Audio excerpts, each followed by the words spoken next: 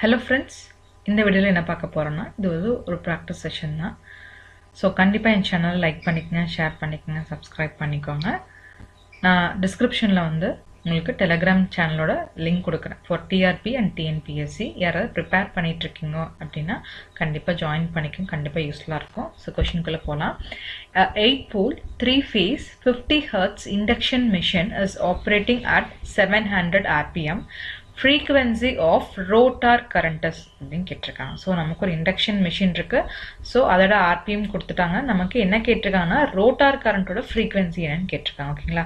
So அதுக்கு என்ன formula அப்படின்னு பார்த்தீங்கன்னா S into F. ஓகேங்களா? ஸோ எஸ்ங்கிறது நத்திங் பட் ஸ்லிப்.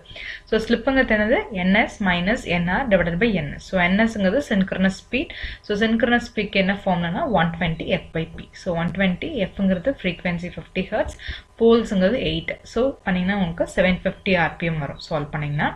ஸோ நமக்கு இப்போ நமக்கு என்ன தெரியும்? NRங்கிறது நமக்கு கொடுத்துருக்கிறது. So 700 RPM. So 750 minus 700 divided by 750 என்ன வரும் அப்படின்னா 1/15. ஓகேங்களா? So this is a slip. ஓகேங்களா? இப்போ நமக்கு ஸ்லிப் இன்டூ F. ஓகேங்களா? ஸோ ஸ்லிப் இன்டூ Fங்கிறப்ப நமக்கு 1/15 into 50. So answer is 3.33 Hz. So உங்களுக்கு ஏதாவது டவுட்ஸ் இருந்தால் கமெண்ட் செக்ஷனில் கமெண்ட் பண்ணுங்கள். தேங்க்யூ.